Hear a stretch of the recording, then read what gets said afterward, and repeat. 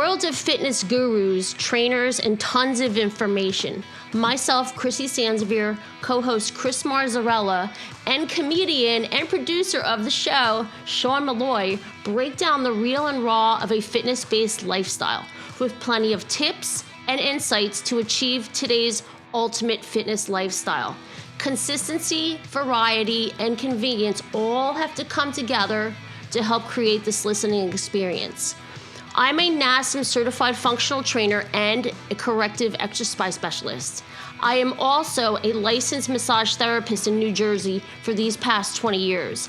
My co-host Chris is a USAPL powerlifting coach, as well as an ACSM personal trainer and physique coach. Together, we all blend our contrasting fitness ideas and come to you with industry knowledge, integrity, and much needed humor in today's fitness normal. So welcome into your fitness lifestyle podcast.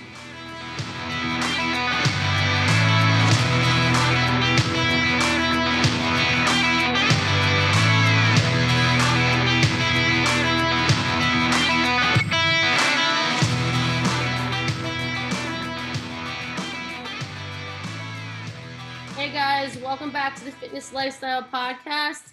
My name's Chrissy, I'm your host, and I'm excited to have you guys here. I'm here with Chris Marzarella.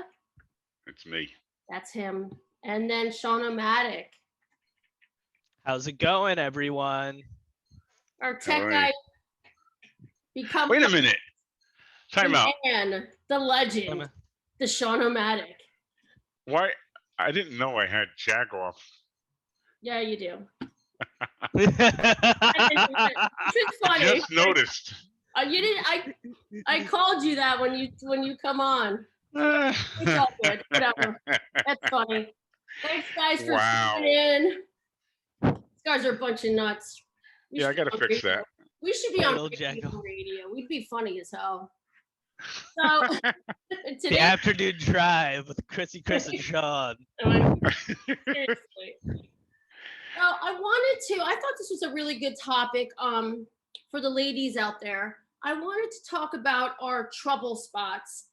And there's a few misconceptions that I think that throughout this podcast we'll talk about, like being spot reduction, getting bulky, like, oh, I don't want to look like a man. I don't want to lift, weights more than 8 pounds. Like those are all things that we're going to go ahead and talk about and kind of troubleshoot, if you will. So what I wanted to talk about just to begin this podcast was a story, my personal story. So this is a little bit, it's slightly shallow, but it is a fitness podcast. And I've heard from many other women, other fitness podcasts that I've followed in the past. Their stories too. They have some shallow stories, and it seems to fit the bill. So I wanted to talk about this. So women's problem areas, so to speak, we have the hip problems, thighs. I don't like my thighs. A little bit in the tummy, maybe the lower area. And as we get older, the quote unquote bat wings. So these are the tricep areas that give us problems, okay? So we're gonna talk about what works and what doesn't work. So my story is, it's simple, and I think a lot of other women can actually relate to this. So when I was in high school, I was very, very active in sports, and I was never, believe me, I was never heavy by any stretch of the imagination, never a heavy woman.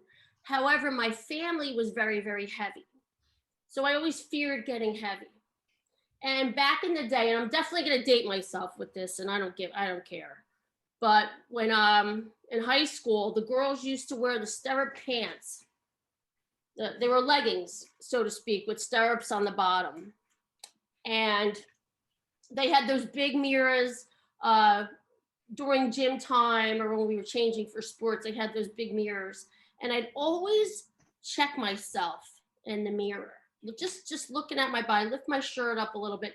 My stomach was good, I was always in fairly decent shape, but I saw like my thighs, and I know it sounds ridiculous, but it has meaning to it. My thighs were bigger.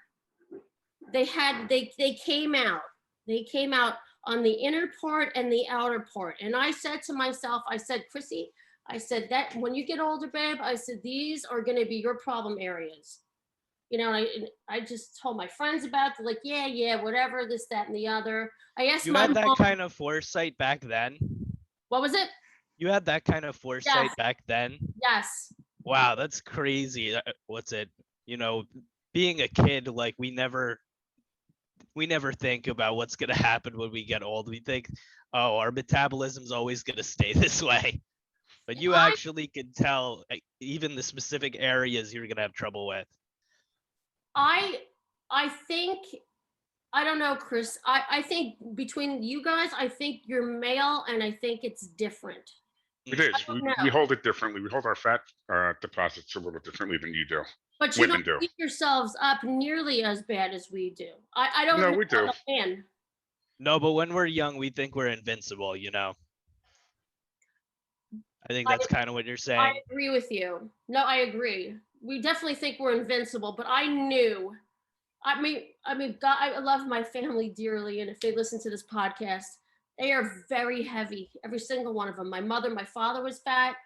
My brother's heavy. My sister's heavy. I've got a lot of heavy cousins. I always grew up around fatness, and I just was like, I was very, very particular. I always worked out. I always did my sports. I was very adamant about what I ate, this, that, and the other. And I just knew when I was older that I was going to have these problems. To quote Bane, Chris, I was born in the fat, molded by it. And these are my friends, people. And these are my friends. That was very cheesy. And these are still my friends. Wasn't bad. They're still my good friends.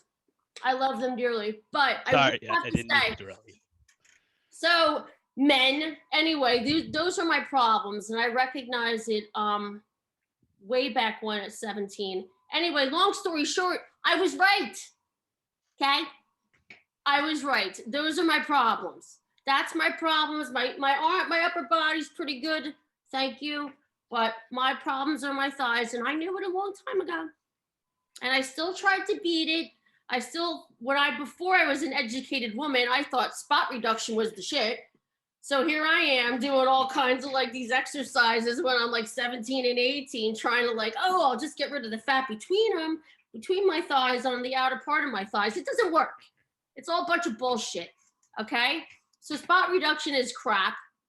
Okay. It's all in your diet, and a lot of it is genetics.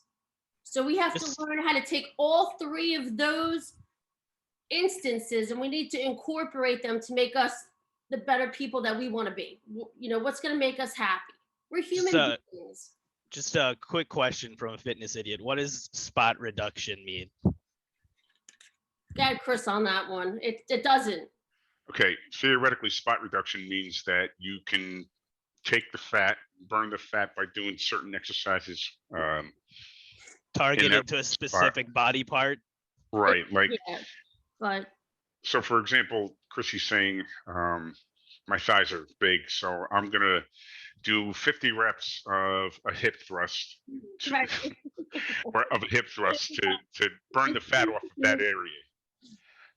Yeah. If you guys on the podcast can see what she's doing, she looks ridiculous. It's on YouTube. Anyway.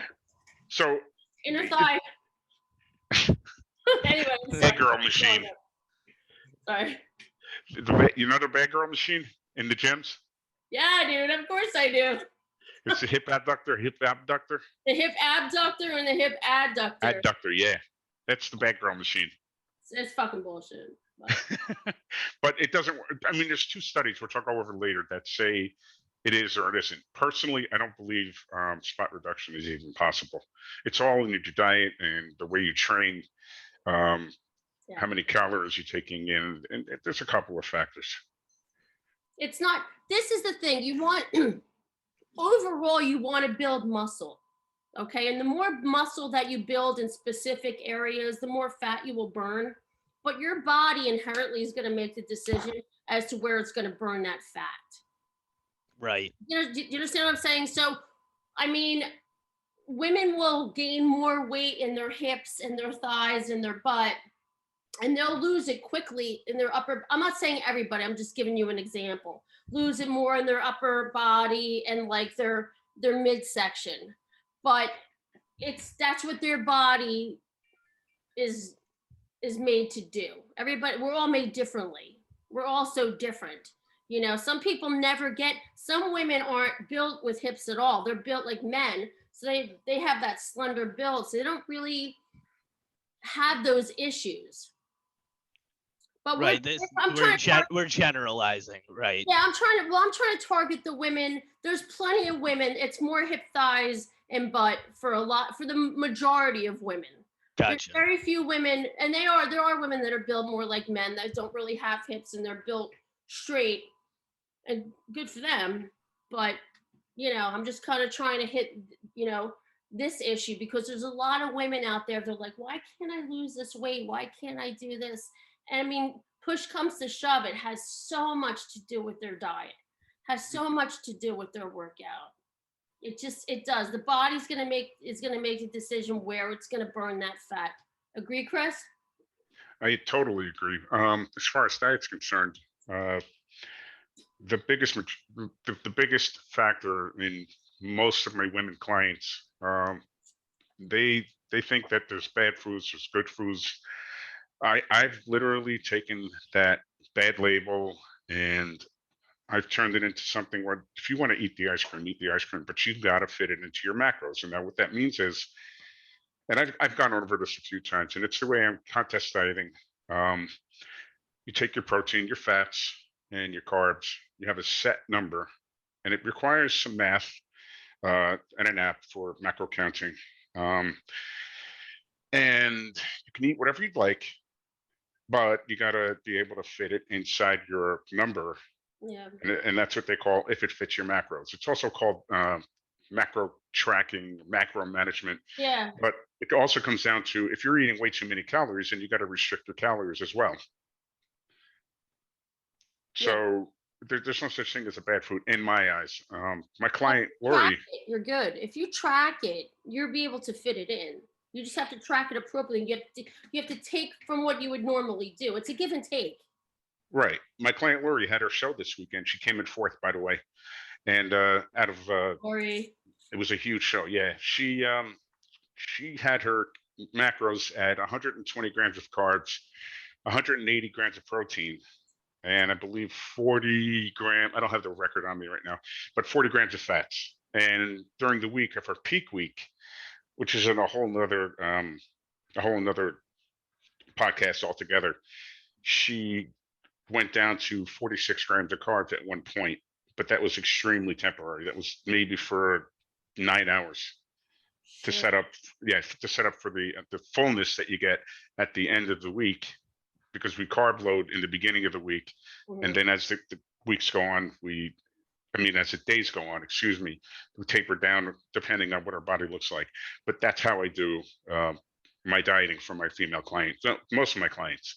Other ones, I have to set up a calorie set point, and I tell them you can have X amount of steak. You can have a 4-ounce steak, a 4-ounce piece of salmon, because they don't want to do the the macro tracking that some others do.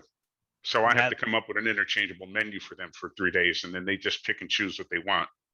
Is it like the math scares them, or is it's just easier to know exactly what foods are in front of you for them? Calorie reasons. The majority of it is it's I have 3 clients that have eating disorders, and the numbers really make them panic. So to take the guesswork out of it and take the math work out of it, it's not the math. Math is done on an app. My personal favorite is Fat Secret. Some people use MyFitnessPal, but what's that? MyFitnessPal. Yeah, doesn't Under Armour make a good one? Well, they're in conjunction with MyFitnessPal, actually. Yeah, they're together.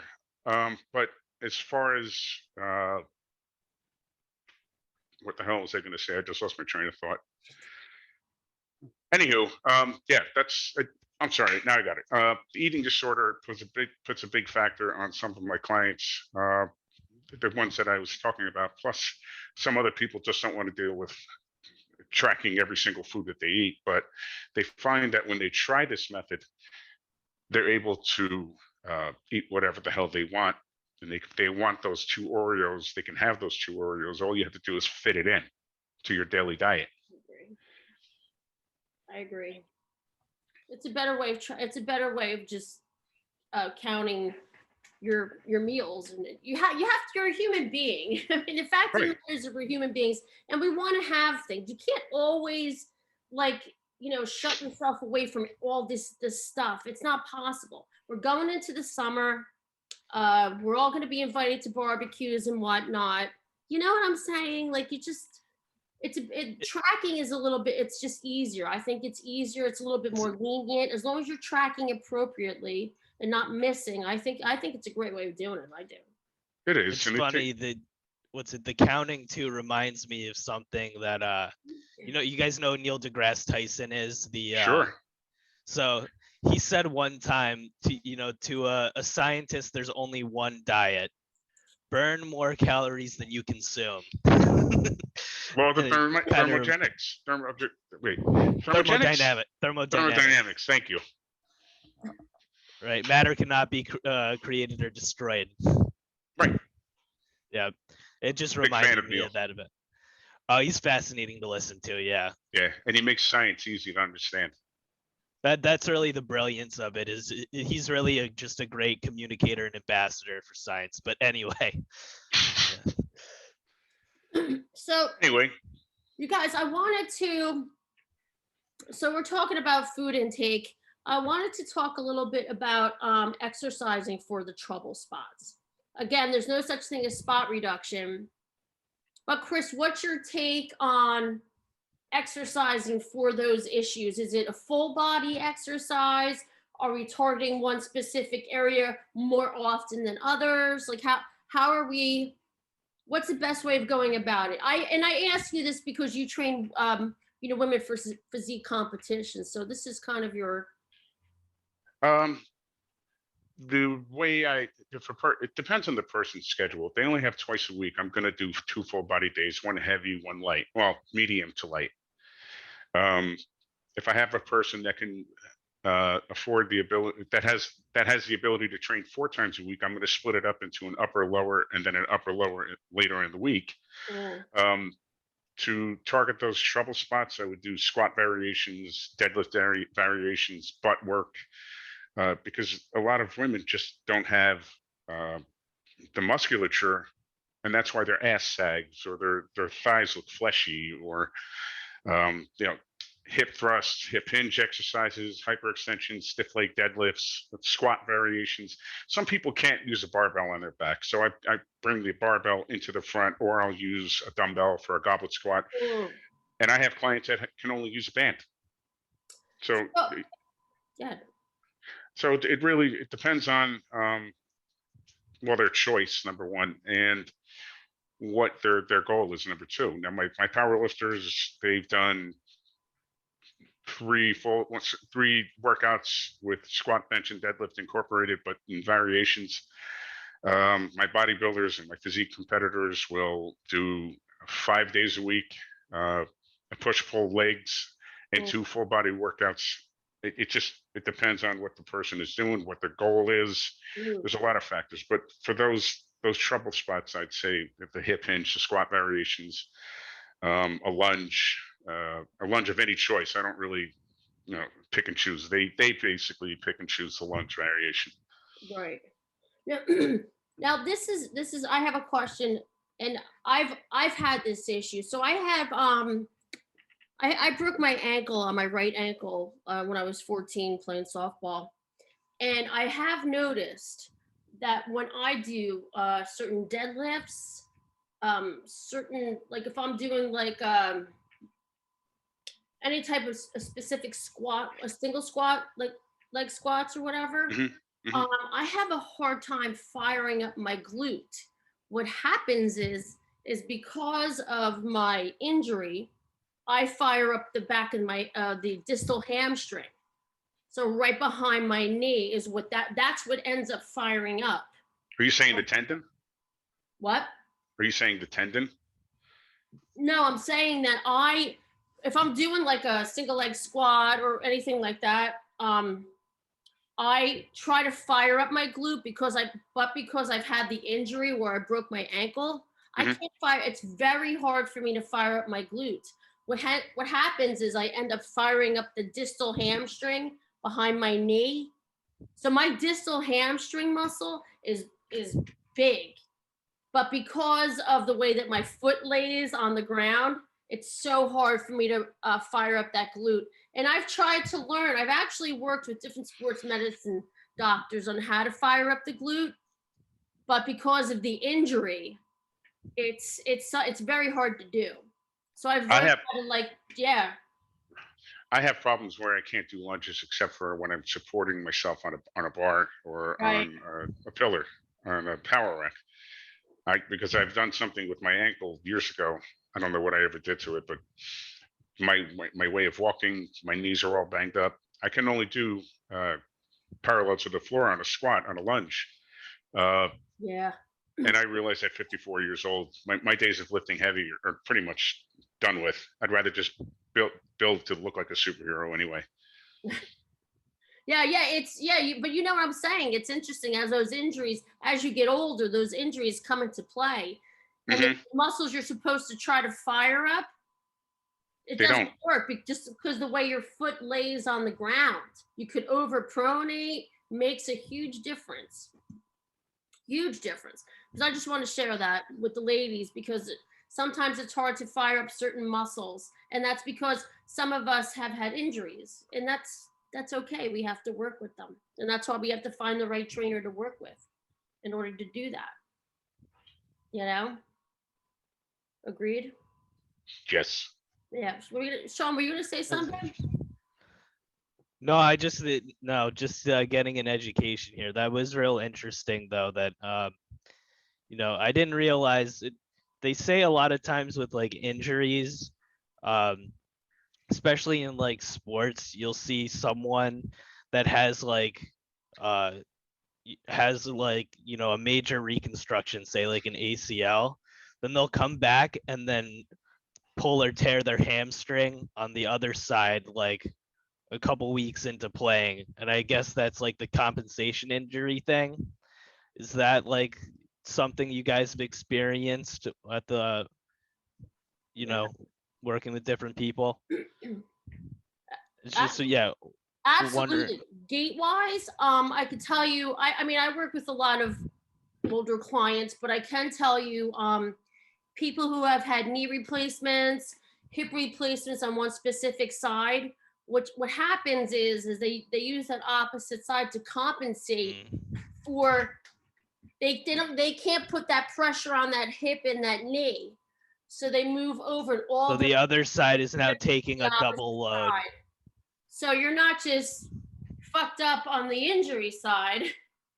You've got problems on your balance side, and it's life. It's ADLs of life. It's Mhm. gonna happen. If you have an injury, it's like a domino effect. If you hurt your ankle, you're gonna have knee problems going into hip problems. Mm. It's just the way it is. Now with women, we have this thing called the Q angle. So from our hips in go our knees, the thigh bone that come down into that it's like a Q angle. That's what they call it. So what happens is we end up putting a lot when we do squats. If we're not strong enough, we end up when we do. I can't really show you this. It's silly, but we do squats. Our knees go in. If you're not strong enough, your knees by default go in, and that's the Q angle of a woman. And we're born like that because our hips are wider for us to have kids. And that just the way our anatomy is, that's created a lot of injuries for us. Going So back to the ACL injury, I mm, read in one of my strength journals that women are more prone to get an ACL injury twice as much as Men are. I've actually heard that before too. Yeah. Now, interestingly, I had an athlete about 3 or 4 years ago. She came to me after 2 ACL injuries, surgeries, and she wanted to strengthen that area. Um, I found out that she was just naturally strong, and for the last 2 or 3 years, she's held the squat record for New Jersey, 367 pounds, at a body weight of 170. After 2 ACL surgeries. Well, I got it so Wow. strong that she was able to start squatting again, and it's an official um, United States powerlifting uh, record too. So it's pretty official. That's pretty inspiring. That's Yeah, you can strong come growth. back. Yeah, They say They say an ACL is a 9 to 12 month like recovery, and you have to do it twice. Yeah. Yeah. Wow. I've heard that too as well. And you have to, I believe, get like a cadaver like to replace it, like an outside thing, and totally replace it too. So that's pretty amazing, that recovery, and to do it twice and then to become the best like that. That's wow. Oh, I, it just you don't know you don't know what you're really capable of until you really try. And I challenged her almost every week, trying to get her back into proper tracking of the knee, and she That's just took it from there. Yeah. That's awesome. And a lot of it has to do with your mindset. And I True. think when we get hurt or we have setbacks, it's kind of painful. I don't know. It's painful for me. And I know for you guys, now that I know how you guys are too. It kind of sucks. You feel it. You feel it inside and out, when you get a setback, and we deal with it and then we move on from it, Hmm. Not everybody's like that. Everybody can, a lot of people, they feel that setback and they feel like they are just, excuse me, done forever. What doesn't kill you makes you stronger. Chris Not has the- his own playlist, by the way. It's not the first time that Chris has broken out into that song, and I don't think it'll be the last either. I don't think so either. Don't mess with my jam. Chris.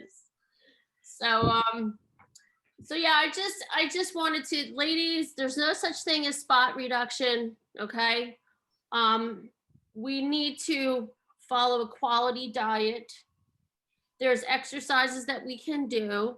I was thinking, Chris, would you be down for maybe mentioning like 3 to 4 exercises that the ladies can do to work on those specific areas? Sure. I would start off the workout with a heavy squat variation. I had a young girl this morning, 22 years old. She had an ACL injury a couple of months back, and she went through it, and she got the surgery, yada yada. The doctor cleared her. Doctor said she can do squats, she can do anything she wants. So I gave her a what's called a safety bar squat. It's a long bar with handles in the front. It's a barbell squat variation, but it takes a lot of the stress and puts it in the proper place for a squat.